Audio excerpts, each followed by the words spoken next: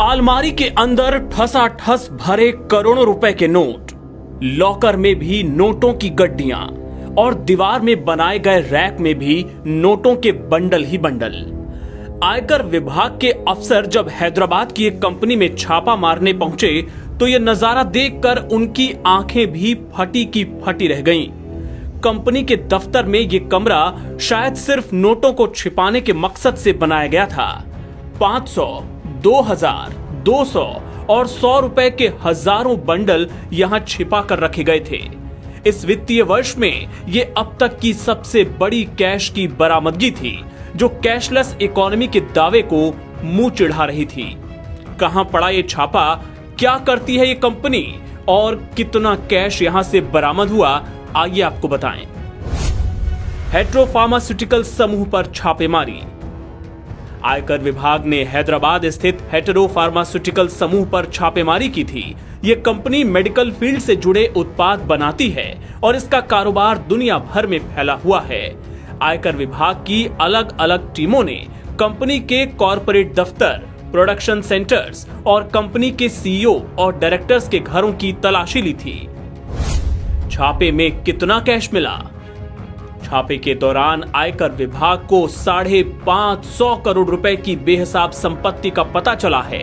अलमारियां, लॉकर और रैक में ठूस कर रखे गए 142 करोड़ रुपए बरामद किए गए। पेन ड्राइव और दस्तावेज के रूप में भी आयकर विभाग को सबूत मिले हैं, जिन्हें जब्त कर लिया गया है और अफसर उन्हें खंगालने में जुटे हैं। गौरतलब है कि विभाग ने 6 राज्यों में करीब 50 जगहों पर तलाशी अभियान चलाया था। विदेशों में भी फैला है कारोबार। आयकर विभाग के मुताबिक हेटेरो समूह इंटरमीडिएट की मैन्युफैक्चरिंग, सक्रिय फार्मास्यूटिकल सामग्री, एपीआई और फॉर्मुलेशन का निर्माण करता है। अधिकांश उत्पादों को अमेरिका और दुबई जैसे देशों और कुछ अफ्रीकी और यूरोपीय देशों को भी निर्यात किया जाता है। स्पुतनिक के लिए हुआ था करार। आपको बता दें कि हेटेरो समूह ने ही भारत में कोरोना वैक्सीन स्पुतनिक वी के निर्माण के लिए रूस के साथ करार किया था। स्पुतनिक की कोरोना वैक्सीन अब भारत में भी लोगों को लगाई जा रही है। कई फर्जीवाड़े आए सामने।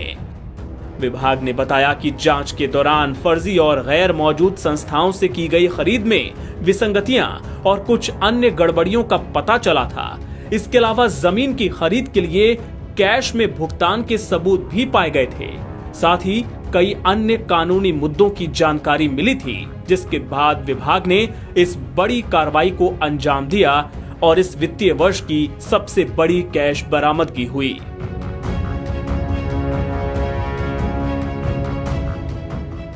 अगर आपको ये वीडियो पसंद आया हो तो इस वीडियो पर लाइक का बटन जरूर दबाएं और इस चैनल को सब्सक्राइब करना ना भूलें।